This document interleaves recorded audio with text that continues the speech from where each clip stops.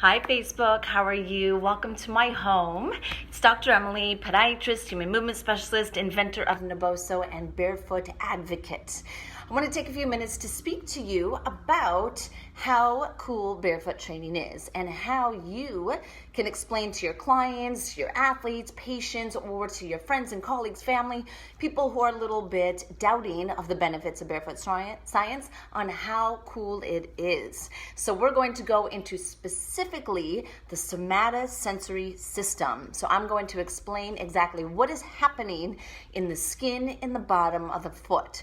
What are these nerves that are lying in the bottom of the foot? Why are they so important? And how can you use that information to better understand the power of barefoot training and really why I've developed Neboso the way that I have? So, when it comes to your somatosensory system, think of this as your input system from the environment. So it's the afferent system that is seeking out any sort of stimulation. You have different types of afferent nerves within your peripheral nervous system that are seeking out this information. 4 main types. Everything is going to be breaking down into 4s. So you have your thermoceptors, which are responsive to hot and cold. You have your nociceptors, which are differentiating, of course, pain, but what they're able to differentiate is sharp and dull. You have your proprioceptors, where you actually have 4 different types of proprioceptors, 2 types of muscle spindles, your GTOs, and then your joint capsule proprioceptors. So those are going to be your 4 types of proprioceptors. And then you have your mechanoceptors. The mechanoceptors are found in the skin on the bottom of the foot and the palm of the hand. So again, when it comes to your peripheral nervous system and seeking out information, you have 4 types of afferent nerves: thermoceptors, nociceptors, proprioceptors, and mechanoceptors.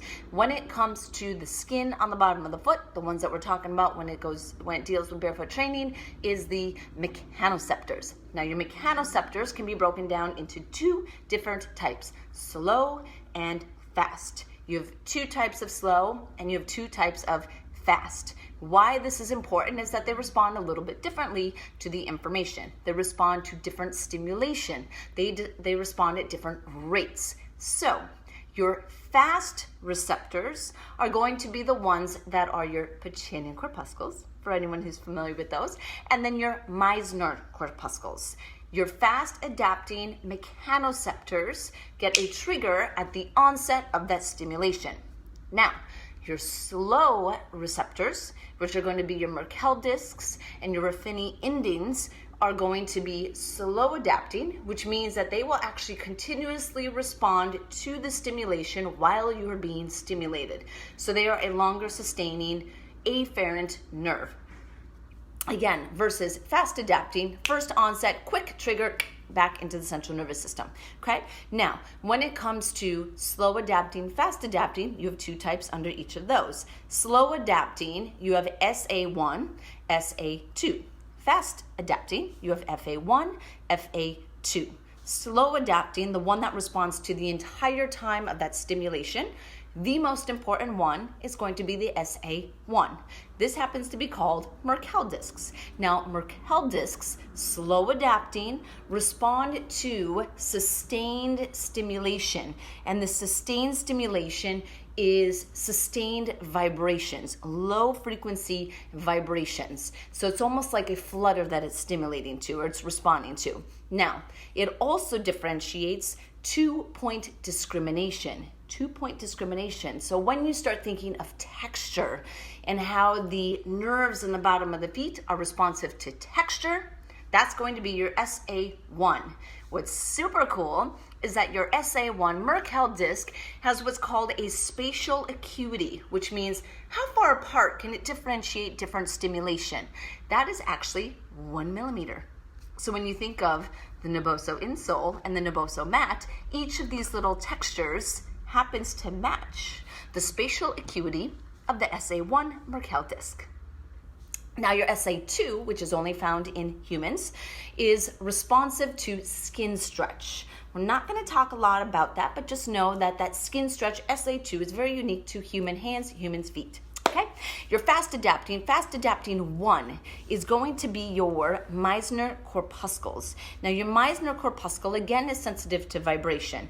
Both FA1, FA2 are both sensitive to vibration. The FA1 is going to be from a lower frequency of vibration, lower frequency, thinking 40 hertz, less than that. So when you are doing whole body vibration in the power plate, which we typically do around 30 hertz, you are stimulating your FA1, which is a slow frequency or a lower frequency proprioceptor or mechanoceptor, and then your FA2, which is the Pacini corpuscle, which is the one that I speak about a lot, is actually to high frequency vibrations. So both of the fast adapting is going to be responding to vibration.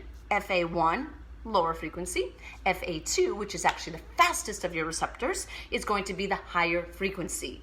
Now, the way that you can apply this with your clients and with your patients and athletes is by using this information to bring in different stimulation.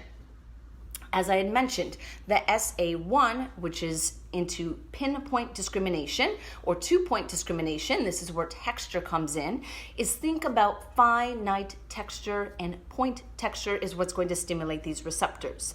The duller that those receptors are, it actually does not stimulate the SA1. Again, this is why under Nerboso technology, the shape of the texture is pyramid. If you have not seen the texture, I encourage you to go to nerbosotechnology.com. Where's the camera? This is a small pyramid, so it's sharp, but not sharp, that's gonna hurt you. Sharp, and it's 1 millimeter apart, which means it is designed to match the spatial acuity of your SA1 Merkel disk. Now, you can of course stimulate SA2 by involving skin stretch. You're gonna get more skin stretch if you use more like a tacky texture, harder textures that have a little bit of a skin stretch. So if you think of a wood floor is a great way to stimulate it. Your FA1 is low frequency vibration. So when you're on a power plate, thinking around 30 hertz, which is what the power plate is, you're going to be getting the FA1, which responds to flutter. And then your FA2, which is the higher frequency, means that those are going to be your fastest response. So a lot of our dynamic movement, the faster speed that you're going to be getting higher frequency vibrations. All of these mechanoceptors play a very important role in the intelligence of movement.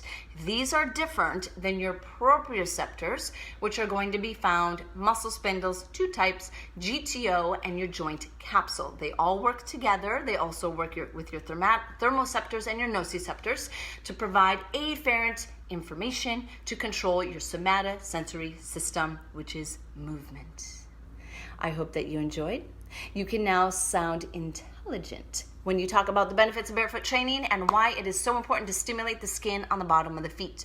Understand these receptors, know how to stimulate these receptors, and it helps you to understand a little bit more science behind Nerboso technology. Take care, and I'll see you soon.